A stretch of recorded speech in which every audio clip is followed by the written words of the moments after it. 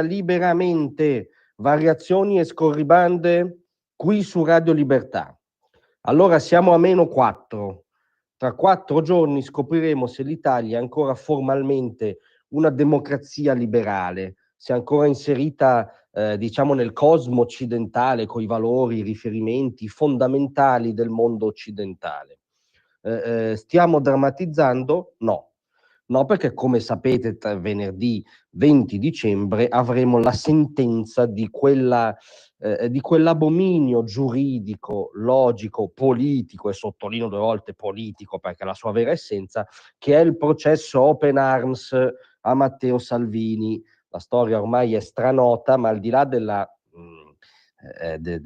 merito specifico della storia, è l'operazione che rischia di collocare l'Italia fuori dai canoni minimi di una democrazia liberale.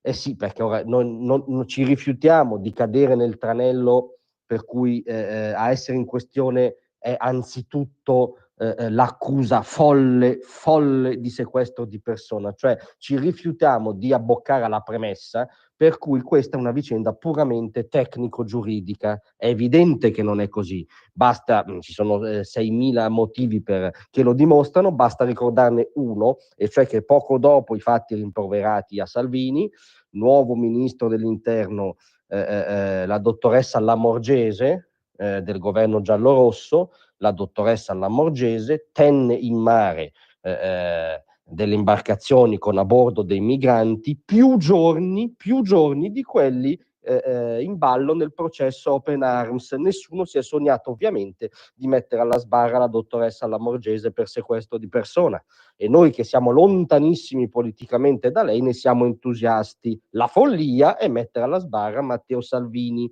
ma non perché Matteo Salvini, la follia è mettere alla sbarra un politico accusandolo sostanzialmente, al di là dell'ipocrisia tecnico-giuridica, accusandolo di aver perseguito una linea politica sull'immigrazione.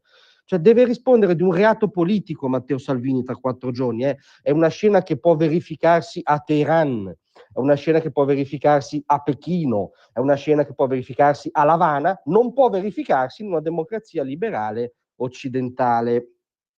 Questo è il punto. Ora, le premesse sono inquietanti perché voi sapete tutti che la richiesta del PM consiste in 6 anni.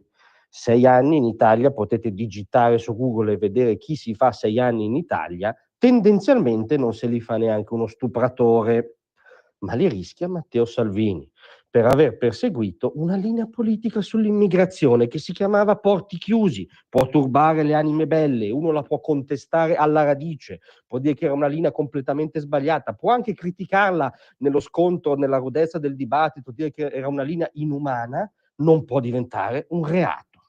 Era una linea politica che peraltro era stata sottoposta a quel rito, mi rendo conto, secondario rispetto alle procedure della Procura di Palermo, che sono le libere elezioni in una democrazia.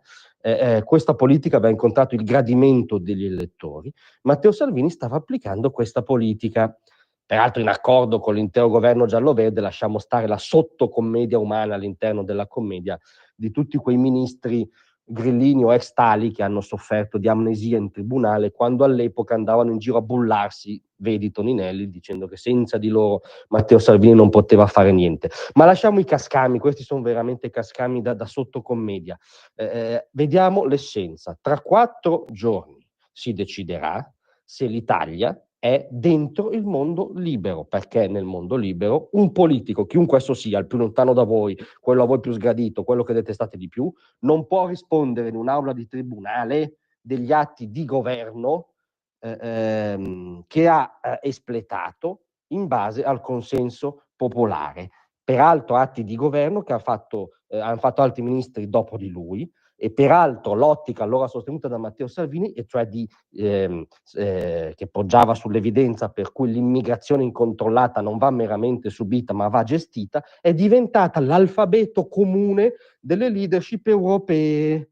ma non dei bavosi sovranisti impresentabili. È quello che ha fatto Scholz in queste ultime settimane, sospendendo Schengen in Germania, è quello che fa la Francia da anni a Ventimiglia, è quello che ha ribadito di voler fare Starmer, il premier laburista del Regno Unito, la premier danese di centrosinistra. Tutti controllano i confini.